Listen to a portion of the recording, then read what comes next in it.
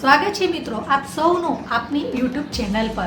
આજે હું વાત કરવા જઈ રહી છું ગુજરાત સરકાર દ્વારા ચલાવતી એક વિશિષ્ટ યોજનાની જે દિવ્યાંગ વ્યક્તિઓ માટે ખૂબ જ ઉપયોગી છે। તે છે સંત સુરદાસ યોજના।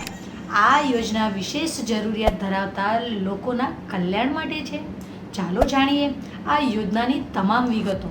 તો મિત્રો, સંત સુરદાસ યોજના એ ગુજરાત રાજ્ય સરકારની એક વિશેષ યોજના છે જે ખાસ કરીને દિવ્યાંગ લોકોને તેમના જીવનમાં સહાયતા અને સ્વતંત્રતા આપવા માટે શરૂ કરવામાં આવી છે।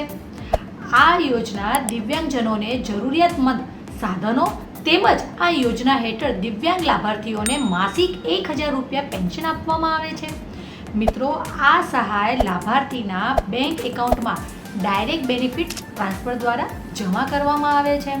મિત્રો, ગવર્મેન્ટ ઓફ ગુજરાત સમાજ કલ્યાણની યોજનાઓ માટે જેમાં સંત સુરદાસ વિકલાંગ પેન્શન માટે અમુક પાત્રતા નક્કી કરેલી છે। હવે આપણે તે પાત્રતાને જોઈશું। મિત્રો, આ યોજનાનો લાભ લેવા માટે વ્યક્તિ 80% અથવા તેથી વધુ દિવ્યાંગ હોવો જોઈએ। આ યોજનામાં લાભ મેળવવા માટે અરજીકર્તાની વય 18 વર્ષથી વધુ આવશ્યક છે। અરજદાર ગુજરાત રાજ્યનો સ્થાયી નિવાસી હોવો જોઈએ। મિત્રો, દિવ્યાંગ વ્યક્તિઓને વ્હીલચેર, ટ્રાયસાયકલ, બ્રેલ કિટ્સ જેવી જરૂરિયાતો સાધનોની સુવિધા આપવામાં આવે છે। વિવિધ સગવડ અને સહાયકારક સાધનો ઉપરાંત આર્થિક સહાયની પણ વ્યવસ્થા છે જે દિવ્યાંગ વ્યક્તિઓની સ્વતંત્રતા અને જીવનશૈલીમાં સુધારવા માટે છે। મિત્રો, ડિસેબલ પર્સન પેન્શન સ્કીમનો લાભ આપવા માટે સમાજ દ્વારા ટકાવારી નક્કી થયેલી છે।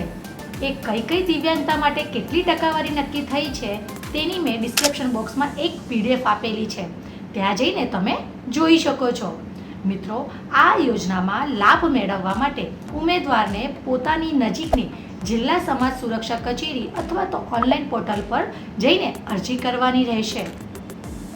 મિત્રો, અરજી કરવાની પ્રક્રિયા ખૂબ સરળ છે અને એકવાર ફોર્મ ભરાયા બાદ અરજીની ચકાસણી થાય છે અને તેની અનુરૂપ સહાય પૂરી પાડવામાં આવે છે।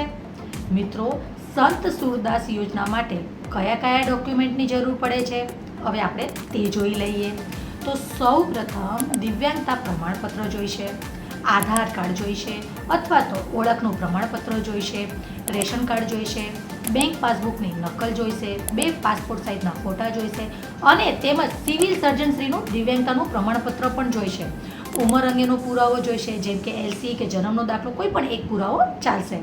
મિત્રો, વધુ માહિતી માટે ગુજરાત સરકારની સત્તાવાર વેબસાઇટ www.esamajkalyan.gujarat.gov.in અથવા નજીકની સમાજ સુરક્ષા કચેરીનો સંપર્ક કરવો।